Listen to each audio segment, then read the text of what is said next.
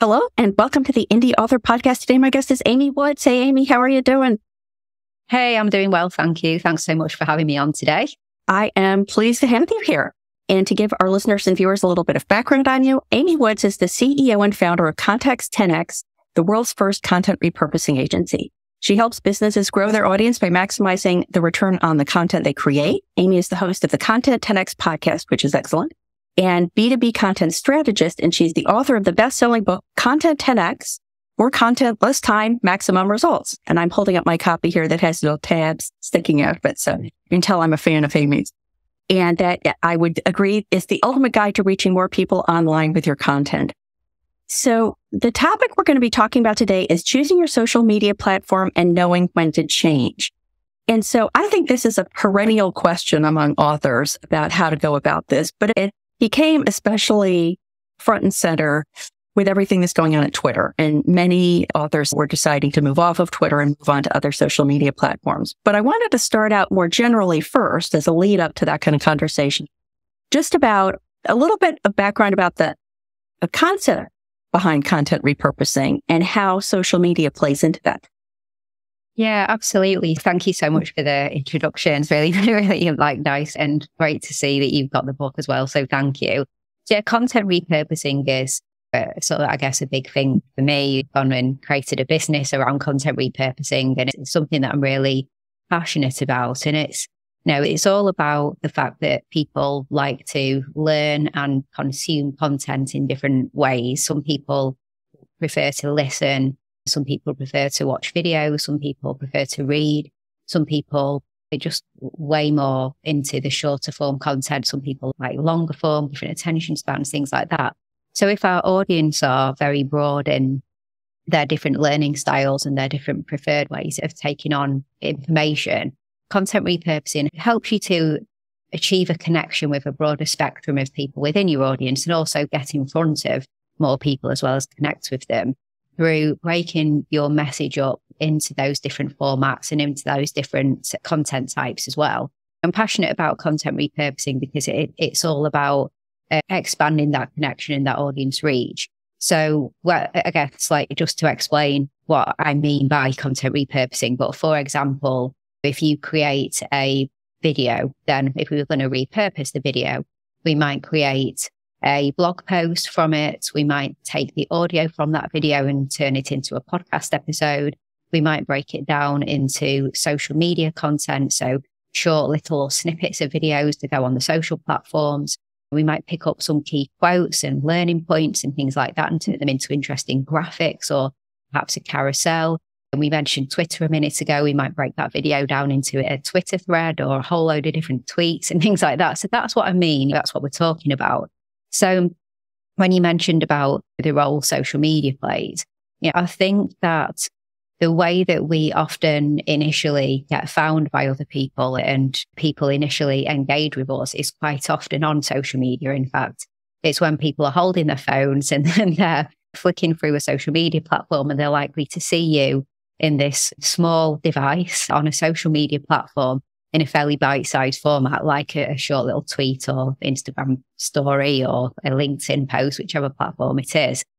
It's most likely the place that people are going to be aware of you and then hopefully go on the journey of starting to consume more of your content.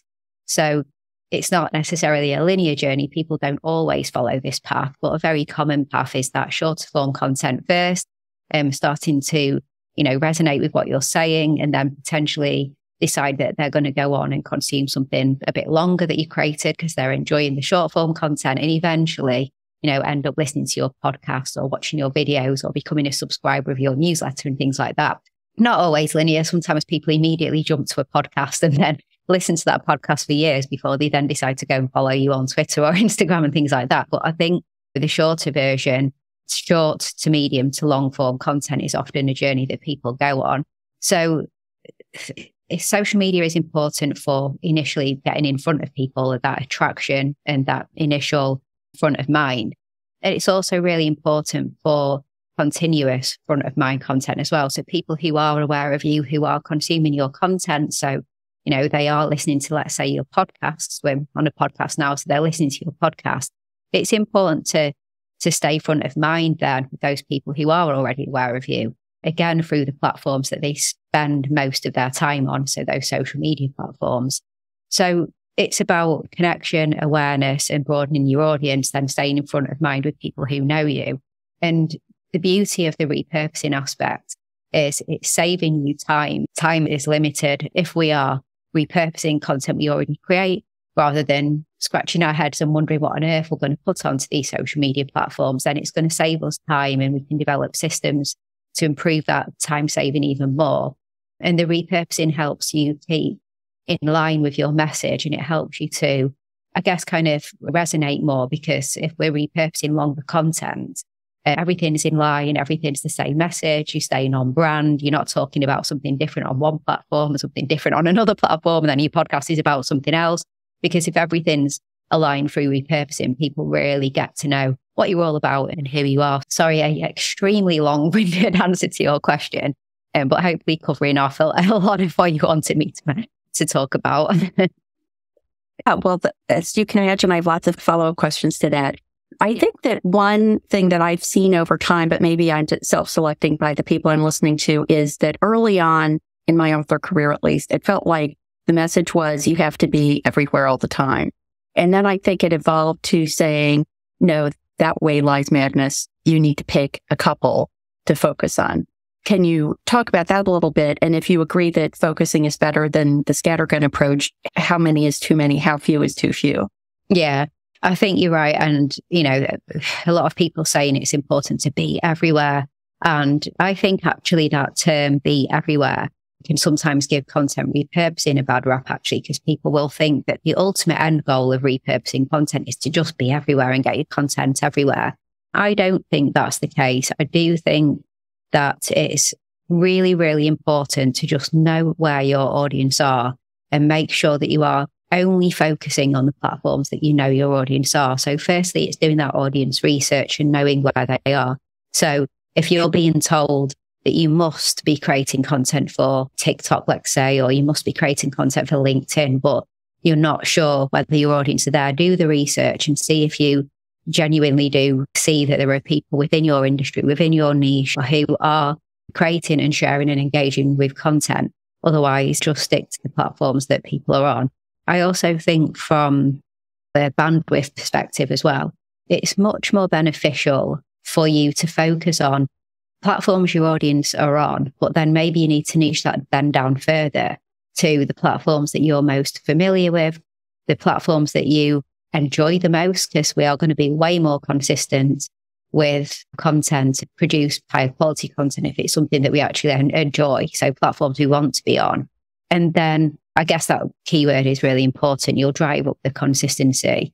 We only have so many hours in the day. So I really do think that you should focus. And in terms of how few is too few, I genuinely think if there was one social media platform that you focused on and put all your attention into, and you have, let's say, a podcast and a blog or something like that, and you repurpose all of that content to Instagram because you know that that is just the place that your audience are and you want to focus your repurposing efforts onto, that's absolutely fine. At Content 10X, most of our clients are B2B and most of them are sort of B2B tech and SaaS companies. So it's really, really normal for them to just say to us, we only focus on LinkedIn. We don't do Twitter. We don't do Instagram. We don't do TikTok.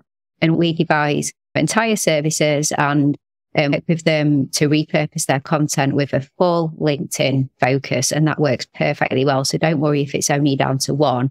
But I would say don't try and be them all. Don't try and be LinkedIn, Instagram, Facebook, Twitter, TikTok, Snapchat, the list goes on. It's too much. It's too many even for a big brand. The word focus disappears and it's just the thinly spread, not platform specific content. So the more you focus on platforms, the more you focus on where your audience are and where you're comfortable creating content, and the more you focus on therefore creating platform specific content is where you're going to see the most results. If an author is early in their career, so they don't have a large email list yet, for example, how can they find out where their audience is? Because sometimes it's kind of a self-fulfilling prophecy. Like if you yourself are on Facebook and you start posting on Facebook, then you'll find people on Facebook, but you might not realize that your true followers on LinkedIn? How can people make that determination? I think it's just about doing the research on the platform. So I think if you are wanting to explore a platform and you're wondering if you have got the audience on there, then you need to just go and do your own research. You need to go onto the platform yourself. You need to think about who would be talking to a similar audience to me. Are there similar authors in a similar genre? Who can I look at and do some research and see how it's going for them? And are they getting engagement? Do they seem to have an audience and things like that? So being within the platforms and researching is the most important thing. I don't mean jumping on there and creating, but just desktop research, really. Just doing that desktop research on your computer, get on the platform and see what's happening. And if you think that you can see, okay, certain people, these certain pages or profiles or whoever it may be, speak to a similar audience to me, it does look like there's good engagement, there's something going on here, it might be worth a try. But if you're really just not seeing it, you're not feeling it, then I think you have to go with your gut. If you only have so much time, don't just park it and don't follow. So you have to look, you have to put the time in. Yeah, I found that this is a little bit of an unscientific approach, but when I was doing in-person, or when I do in-person author events, I got to a point where if I was in a bookstore, let's say, and I was at a table selling signed copies of my book, I could kind of guess who was going to stop, and then of the people who stopped, who was going to buy. I started seeing my demographic develop. And again, I recognized that this could be kind of a self-fulfilling prophecy, because I might have been just more comfortable talking with certain demographics of people. And so I was attracting them, and then more of that kind of person would come to the table. But that's how I decided that Facebook was a good platform for my fiction, that I looked at the demographics of the people I interacted with, or book clubs. I would do book club meetings, and it was a similar kind of demographic. And then I anecdotally understood, I can't say that I did a lot of in-depth research, but I anecdotally understood sort of the memes about what kind of person uses different platforms. So I thought,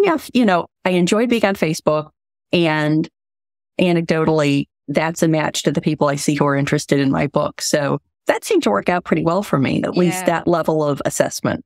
Yeah, exactly. Not just going on them and looking, but actually just speaking to the people who who are already buying your books and interested in your books, and surveying them as well.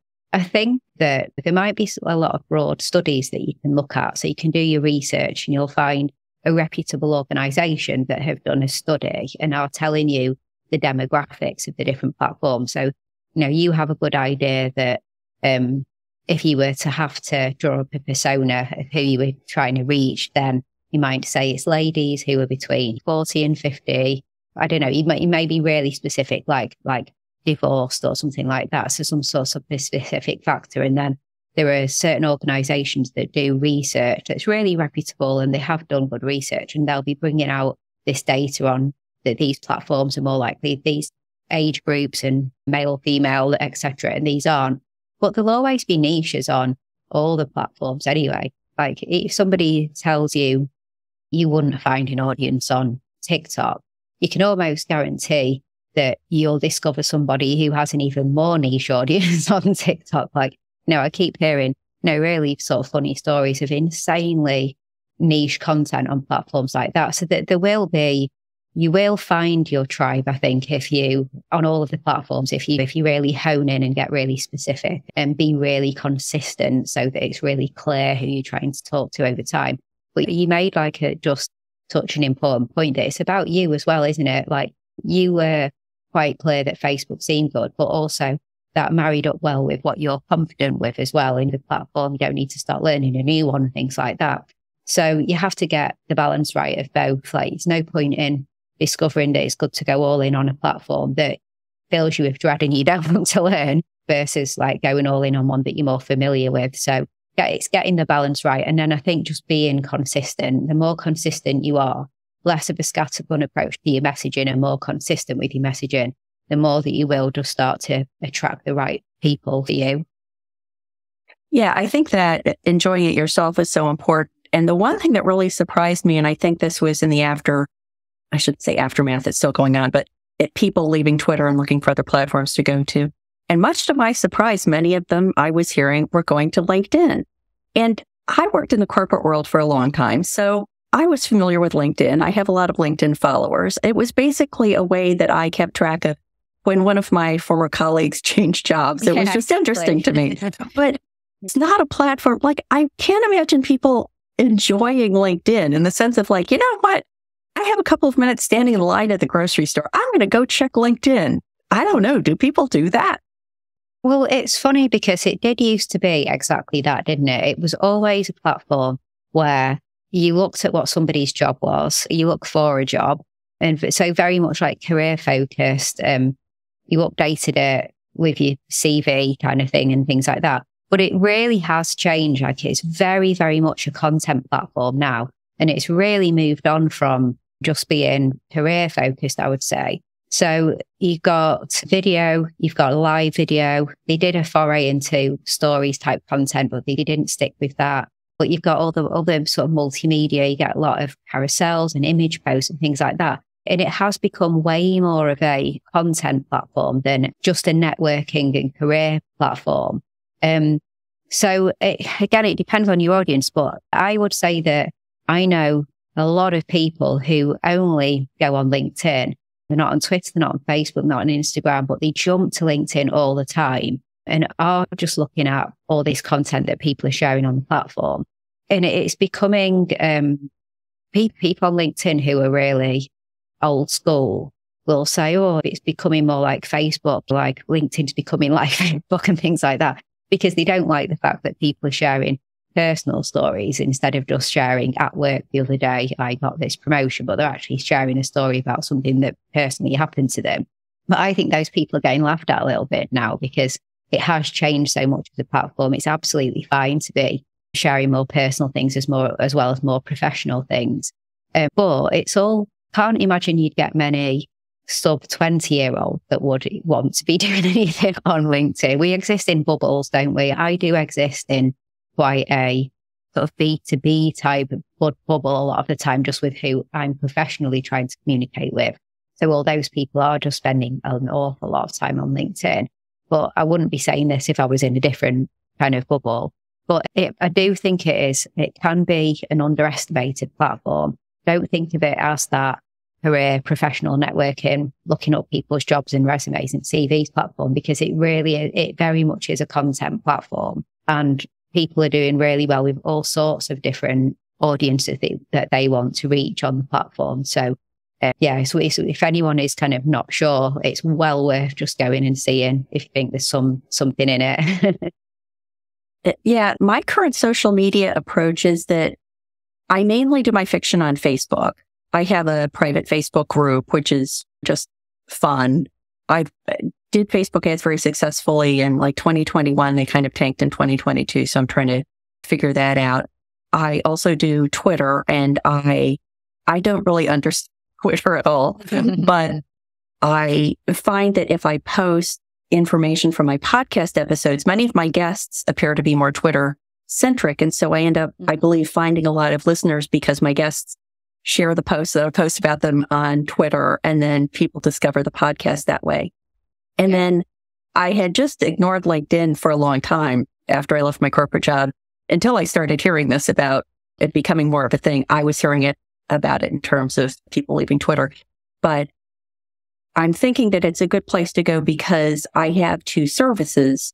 One is helping you navigate your author voyage, and one is about podcasting for authors. And I think both of those, I would love to target people who come from a business background. Like, I think a lot of people retire from their corporate job and then they either decide to write a book or start a podcast. Yeah, and those are kind of the people who have been on Twitter for a long time and using it in that way, I think makes sense. It's the pool of people. It's not the 20-somethings. It's the pool of people who are more mature in their professional career, or they're retiring from their professional careers. That's sort of the three ones that I'm using. Yeah. What advice do you have in terms of targeting platforms? It's kind of a chicken and egg thing. Like, I guess you should pick your platform based on the content you have, but on the other hand, you want to tweak your content based on the platform you're putting it on. Can you talk about that a little bit? Yeah, I do think it is really important to be platform specific, and really important not to just have a almost cut and paste approach to putting the same thing across different platforms, but more thinking about it. Well, this is the message that I want to convey. The best way to convey this message on Twitter is probably to write a Twitter thread, about it. Whereas like the best way to convey this on LinkedIn is probably creating an image carousel that people can slide through and get the point through an image carousel and things like that. So I think it is really important to be platform specific, which I guess kind of comes back to what we were talking about of how many do you focus on, because like how much time do you have and things like that. And if you're being really platform specific, it's going to take a bit more time because you're not just doing this multi-platform approach to just put that same thing in different places.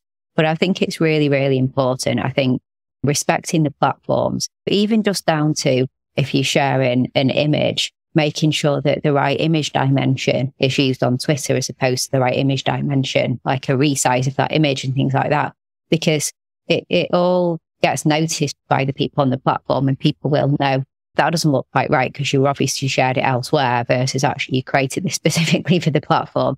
So I think, you've got to kind of get the balance right, but a platform specific mindset is the most important, I think. In terms of building an audience, it's also not just remembering the content that you're creating and what you're sharing and making sure that it's platform specific, but it's sort of working within the norms and the behaviors of the platform yourself in terms of how you engage with others as well. Twitter's a funny one because you have to put a lot of time into Twitter, I think. It can't just be somewhere that you plan on going to, only posting your own content and then expecting to see results. You have to put as much, if not more time into commenting on other people's tweets, retweeting things that other people have tweeted out and engaging with people. I think if you're not doing that, you're not likely to get a lot of traction on the platform. And I also think that is very much the same for LinkedIn as well. Like as you just mentioned, the audience you're trying to reach, I think that immediately jumps out to me that LinkedIn would be a good platform for you. I think you would find lots of people who would be really keen to be learning about becoming an author, developing a podcast, especially as you said, perhaps they're the experts ready to step away from a busy career, but wondering how they can share their expertise with the world. A book, podcast, absolutely perfect sort of transitions for becoming experts and continuing to share their expertise in a different way.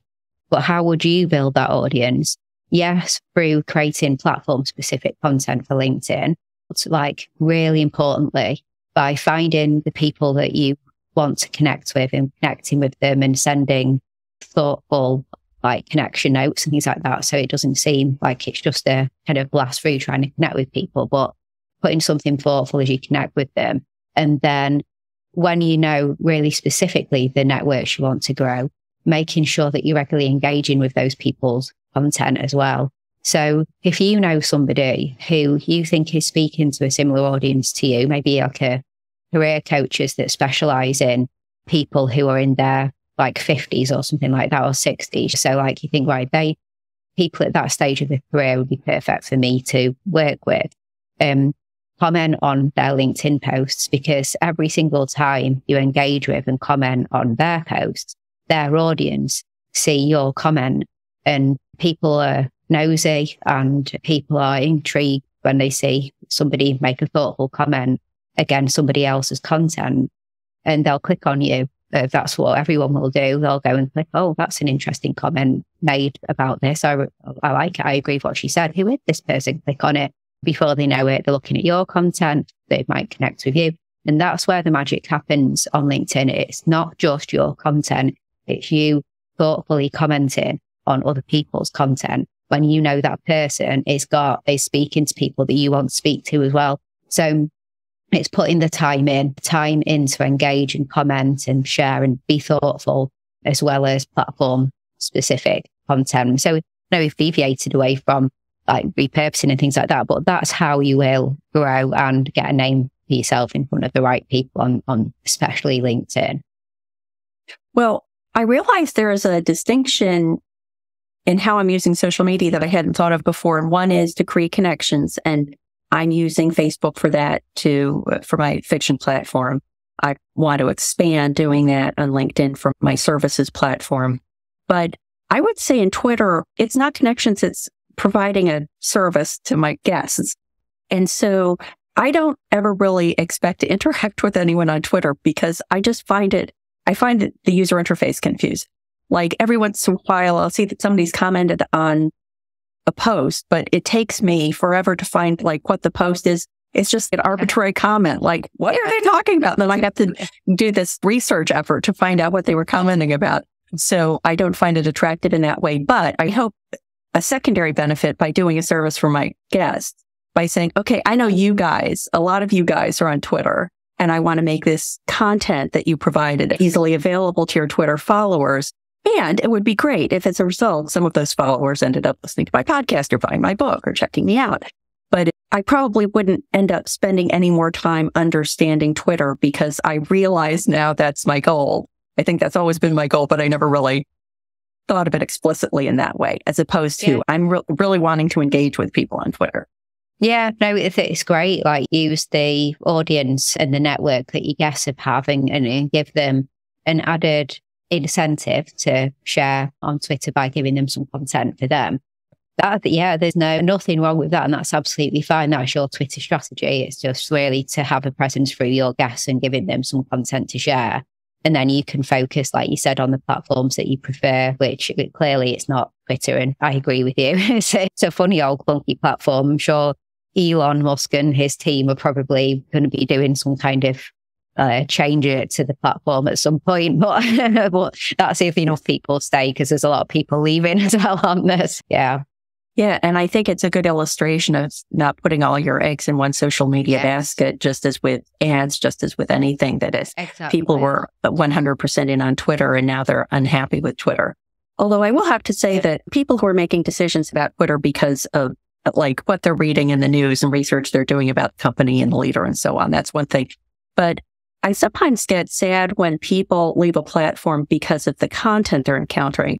And I'm just a huge fan of curate. So I've created completely pleasant and enjoyable threads for myself on Twitter and Facebook by just curating it. I never comment on something I don't like. I feel free to unfriend and hide people. And I agree with you. It makes it much more pleasant to interact there.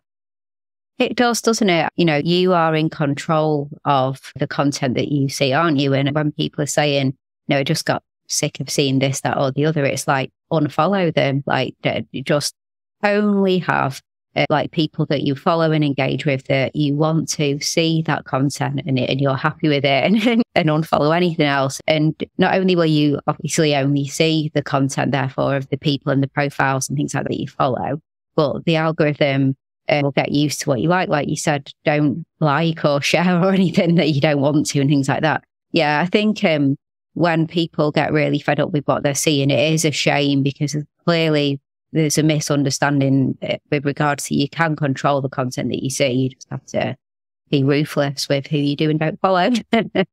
Yeah, exactly. Yeah. I realized another consideration that I need to factor into my own planning is not only the demographic, but also how people are interacting with it. So I rarely use my phone for anything other than map apps, listening to podcasts. That's kind of it. Like if I'm at my desk and I want to text somebody, I text it from my desk app. Like almost always I'm interacting with any platform on a desktop, not a phone. And so I feel like some of these things that are super phone centric, like I'm guessing TikTok. When the whole TikTok thing blew up, I thought, okay, well, I'm an author. This is supposed to be the big new author thing. I'm going to go check it out. I was on TikTok for like, no kidding, 30 seconds. And I just thought, this is driving me crazy as a consumer. There's no way I can do this. But if people are seeing an opportunity on a platform like TikTok that they feel like they should pursue for business reasons, is it something that they should try, even if they don't feel like it's personally their preference? I guess it depends how like personal it would be in terms of who's using it. If it is going to be you don't have like a team or a VA or something who's managing your social or anything like that. So it's going to be you. Like you do have to do well on the platforms and things like that. I don't really think you can just dip your toe in and just do a little bit, not really understand it, but just post a few things and see what happens. It's not surprising that what's going to happen is very little. You're just going to go, oh, it didn't work for me. I posted a couple of things and nothing happened, because that's just not how any of the social media platforms work. So you do have to immerse yourself in it, I think, and spend time like understanding it and seeing if you do think that you would enjoy getting involved on that platform. Because there are enough platforms with enough people in your audience that I don't think you need to feel compelled to get involved in a platform if you're not feeling it personally and it doesn't really enlighten you, or you don't get much enjoyment from it. No, I would just say experiment, but you're going to have to immerse yourself. So if you're not feeling it, just leave it. Like, just because some people are saying that's where you need to be. If you didn't feel that you wanted to join this world of TikTok, then stay right where you are and carry on nurturing the audience that you already have, I think. You had mentioned VAs, and I wanted to talk a little bit about the tools and the resources that are available to people for repurposing. So it always kind of surprised me when authors had a VA, a virtual assistant, who would do their social media for them, because I always thought that in the big list of things that authors, and especially indie authors, need to do, like social media would be the hardest to outsource because it's theoretically you, right? Yeah. But if people are having to make that decision, they have to outsource something, or maybe they just don't like doing social media, but they realize they need to do it for business. Like, how do you make the decision about whether to outsource that or not? I think the way that it works well with repurposing, so if you are going to outsource some support with repurposing, maybe get a VA, let's say, for example, who works with you on, let's say you have a weekly podcast, and so you want to get some support with that. Repurposing helps because you've already created that original piece of content. So you're in that, it's you, like maybe you write in a blog or something like that. But because somebody is assisting you in maximizing something that you have already done, it doesn't lose that essence of you, if that makes sense, because it's coming from you. Yeah. I completely get if it was a case of working with somebody where it didn't originate from you and it isn't repurposing, but it's more like, can you spend so many hours a week developing some tweets for me and some Facebook posts for me or something like that? That would be more challenging because, as you said, if they're going to come up with what is going out and control that, and that's not you, and your social really is all about you and how you speak and what you stand for and things like that, then you will lose that essence. So I think you do have to be careful. You'd have to find the right person who truly got you. And I think you'd have to develop some working practices of how they are going to get that right. If it's not repurposing, then at least spending time with you to quiz you a bit on what you want to be putting out, and then making sure that they understand your style, your tone, the words you use, the words you don't want to use, things like that. There's a lot to it, which again, the reason repurposing works really well is if they're already working off something you've created, they know the words you use because you use them in the original piece. So just don't deviate from the words that I use, the tone that I have, the points that I'm making. Please don't deviate from any of that. Let's just emphasize them a little bit more for different platforms. So yeah, you have to find the right person, and it's a challenge. I mean, like I would say, it's always the hardest part is when you get help, of course, is finding that right person. So like, there's no magic wand, I think, for that, other than just trying your best to filter through people who are interested, and then trying your best to train people up and give them a chance. And then also, if something isn't working, being very quick to respond to that and not letting it drag on if it doesn't seem to be right for you and your profile online, I think. Yeah. Are there tools you recommend? Like if somebody's interested in repurposing, like you had mentioned, podcast and blog content, are there specific apps that you think are most useful for them to be doing that with? Yeah. So if you are creating, let's say, like video content, and you want to break those videos up into social media videos, so perhaps something like a podcast where you're speaking to camera or you're interviewing people as we are now, there's a tool called Veed, V-E-E-D, Veed. I think it's veed.io if you go online. That's a really good tool for creating those social media videos. So those short little like clips that you see, longer form content that have been turned into nice looking social media videos. So I'd recommend checking Veed out. Another one is called Clipscribe as well. So Clipscribe is good for video to short video.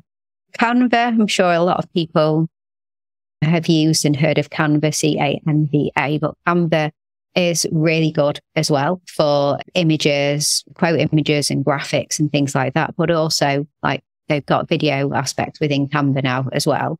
So that's always worth like incorporating into your like repurposing and content workflow.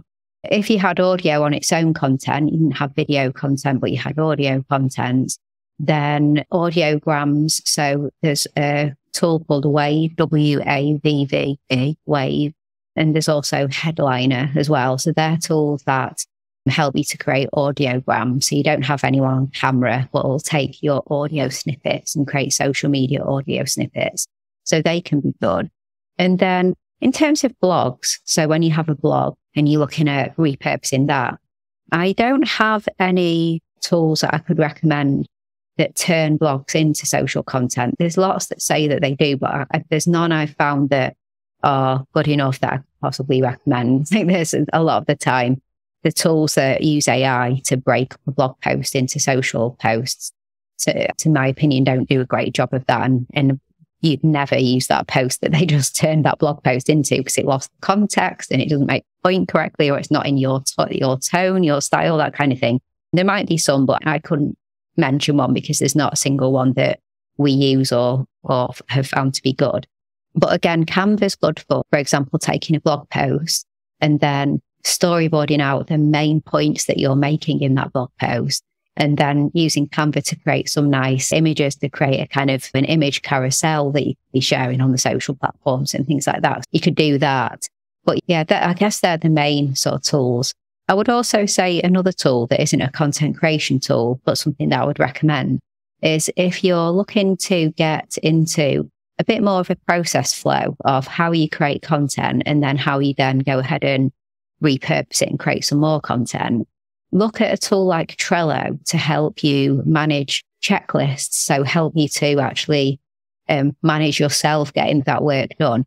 Because a term I've said a few times, the word consistency. And I think that's really important in these matters. It's finding the things that you'll do and then consistently doing them. So if you are going to turn a blog post every time into, let's just make this up, but into a tweet and an Instagram carousel and a LinkedIn post, let's say, what Trello helps you do is develop a checklist of what you will do with every blog post.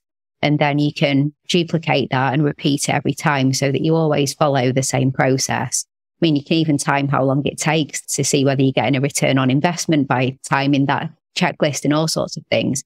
Not a creation tool, but more of a helping you to be consistent and helping you to follow a process.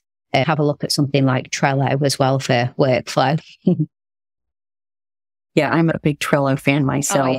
Oh, yeah. I use more Excel to manage my postings across my various platforms, but Trello would be a good one for that as well.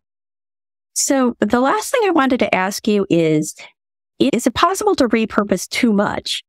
And if it is, what is the red flag that you're doing that?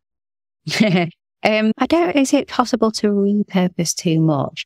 I think it's probably about looking at a couple of things.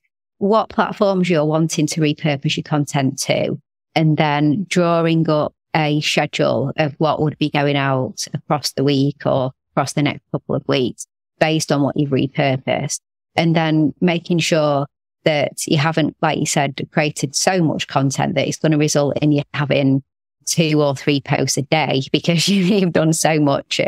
You've done so much and you're going to do that on a weekly basis. And then all of a sudden you realize, well, if I'm going to get them all out, and that means I'll have to do 2 posts on Friday and 1 post on Monday and 2 on Tuesday. Well, then, yeah, you probably don't need to be doing 4 posts a day across your social platform. So drawing up the schedule. But I think it's also just about not sounding repetitive, I think. So maybe a mistake that sometimes people make is they'll repurpose a longer form piece of content, but they won't look at the different angles and the different talking points that could derive from that piece of content. So let's say you're repurposing a video and there were maybe like 5 or 6 themes that came out of the conversation that was recorded in that video.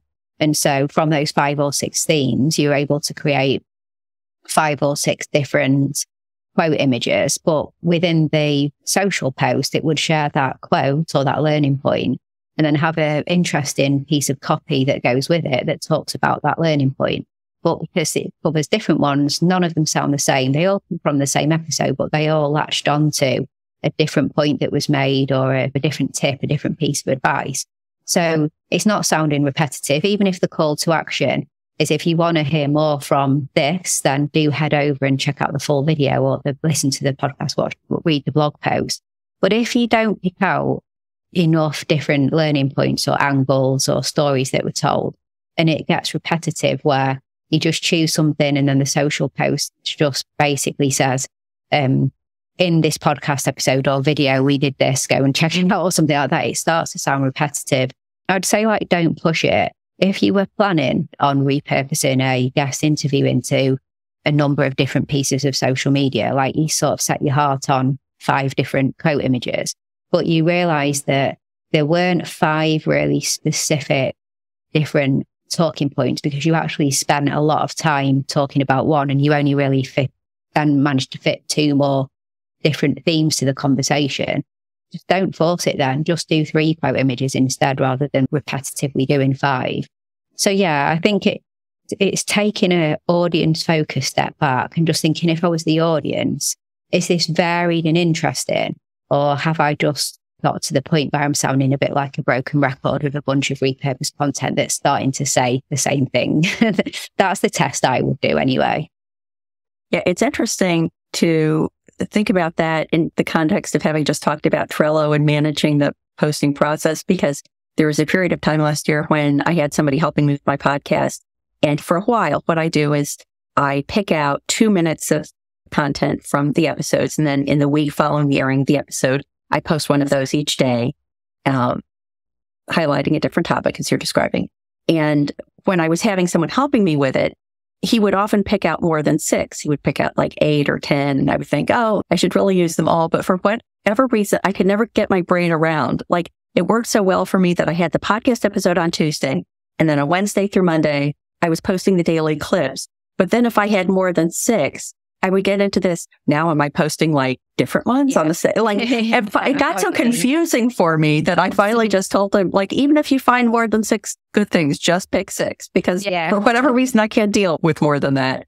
But I do. I probably should have started out the conversation with this, but I'm such a huge fan of the concept of content repurposing. And the reason I have, tab sticking out of your book is that it also makes me sad when I see people who are really putting their heart and soul into creating a piece of content, or their time and their money and the time and money of the people they're speaking with. And then they just put it out there and that's it. And I think, no, you're, for neither you nor anyone else you're working with, podcast guests, you're just not getting what you could out of it.